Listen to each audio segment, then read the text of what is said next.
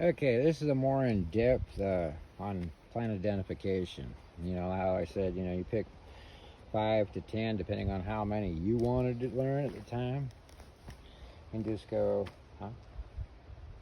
Yeah, these people driving by. Okay, way I was taught was, my dad using reverse psychology of, because he always knew everything, and he say, hey, why don't you learn how to do this stuff? And then, it's easier, being a little 5-year-old, it's easier for you to just tell me. And then he pulled a, oh, you just don't want to learn, there are all those books, you just can't read, you just don't want to, you're just being lazy, Hey, I understand. I'll show you.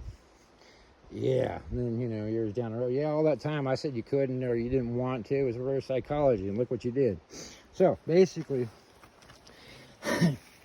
you get so many plants, you can either go out and grab one of the books and go, hey, I want to find blah, blah, blah, 5 plants, bring them back, identify them, or you can go out and grab them all and then come back and identify them. As these are just common ones that everybody should know.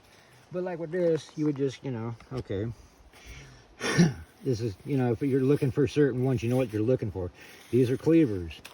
You cannot mistake these things. They stick to everything. People use them as a spring tonic. You grab the book in the back.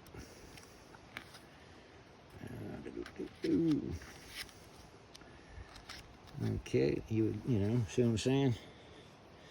Okay, we gotta look for CL. You would pull it up. Cleavers, 41, 42.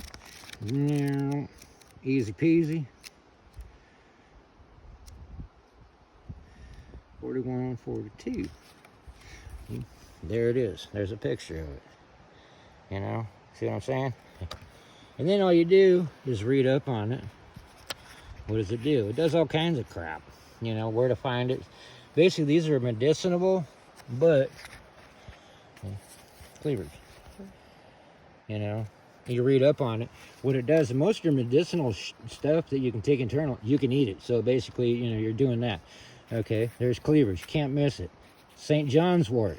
This is an early version of it, and the reason why I know what it is, because my second wife, she had really bad depression, and we got stuck up in Montana where she couldn't get her shit, and we were like, hey, let's try this. Yeah, her thing was her thing. But normally what'll happen is you'll have this, and you'll get a bunch of yellow flowers. That's how you can tell it. You cannot mistake that stuff. Just like this, you go in the back. Doom to doom to doom. Let's see here. St. John's wort. Just bear with me.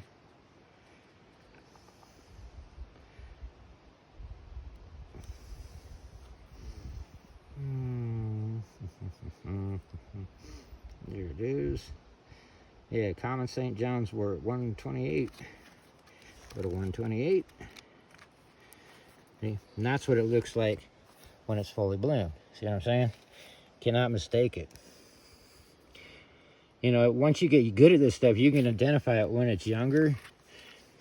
Okay, breed up. Okay, and then you got prickly lettuce. How you can tell, it looks like a dandelion, but you see how these things are? As it grows, they get really prickly. They'll stick you. Okay, prickly lettuce, and then you got wild lettuce, which is used for other things. And then, you do the same thing. Boom, boom, boom. Over here, wild strawberries. Same thing, just like other strawberries, You can't mistake these ones. And there's your trailers. They're everywhere. Same flowers, same this. Right here, dandelion. You look, you can tell the difference. They're both, like they're cousins. But as you can see, these are pointed, these are rounded. But they do the same thing. Both edibles, and they both do the same, pretty much,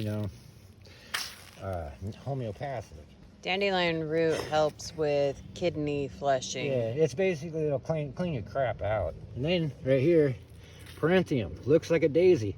But daisies get really tall, and they grow in a bunch. These things are individual. But you'll find them in clumps, but they're individuals. Daisy is just one. But they get really tall. And how you can tell is just by the leaves. And the heads only get that big versus daisies get really big. But if you put a daisy next to a Parthenium, you'll be able to tell the difference. And then over here, you got two different kinds of plantain. You got the giant, and you just got common plantain. As you can see, the difference in the flowers, the flatheads. Okay, the commons will get about yay long.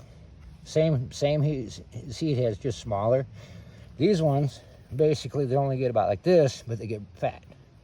And you see how the difference are with the two? Looking at them. See, these one, the giant has this little, like, I don't know what you call them. Looks like a penis. Yeah.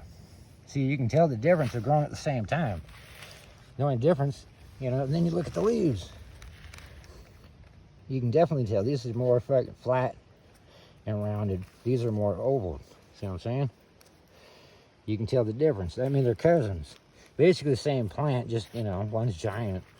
Just like, you know, like with shepherds. You got, you know, your normal shepherd, and then you got, oh crap, the piles of shit are too big. There's also a third kind of plantain, and it has long, skinny leaves that are about the size of between these two ribs there. They're about like this. They're long and skinny, Yeah. but they're still ribbed, Yeah. and they're a little sturdier. And these are about the most common that I was trying to define where we're at, going into more depth. You know, like the video I said here, you just take this and go from that. No, you pick them however you learn. If you learn by going out and grabbing them and then coming back and identifying them, or pulling out, hey, I'm going to pick 5 that I know will be growing in the area, because there's no point in looking for something you know ain't in the area. And you can do this at parks, vacant lots, your backyard, you know, wherever you want to do it. You know, and you don't have to pick the, you know, pull them up. I've dug them up because it'd be easier versus going, hey, let's look around. And I'm going to re-put them, I'm going to rebury them so they'll keep growing. But then over here, you got what they call thimbleberries. You also have the salmon berries. Thimbleberries. Yeah, these are pretty much your first berries that come up. They look like raspberries, but taste kind of like strawberries. And you can't mistake them, because when you grab them, when they're ripe, they just fall apart. They look just like a raspberry, but they're really good, but they taste like a strawberry. Kind of strange, but other than that, there's a few things you can learn. I'm not going to tell you what they can be used for. You learn how to use them. But that's how I was taught. Just pick 5 to 10, either, you know, in the book, and then go out and look, or go and grab them that stand out to you. Because once you get into doing this, certain plants will just kind of stand out to you that you need to learn what these are. You know, or whether it's, you know, going out and then coming back, or, you know, however you want to do it. But you start with 5 to 10, and you go from there, and eventually it'll stick in your head where you're walking. Hey, that's what this is. That's what this is. That's what this is. And depending on what you want to learn, whether it's edible or medicinal, you know, because with medicinal, they're like, oh my God, you can't do that. Learn for yourself. I just look at, you can eat it all, you know, but it also has other ailments for the body and stuff that you can do. But you also got to be careful and read the whole thing, not just, oh, it is. No, read the whole damn thing. Because some people are allergic to certain things, some people ain't.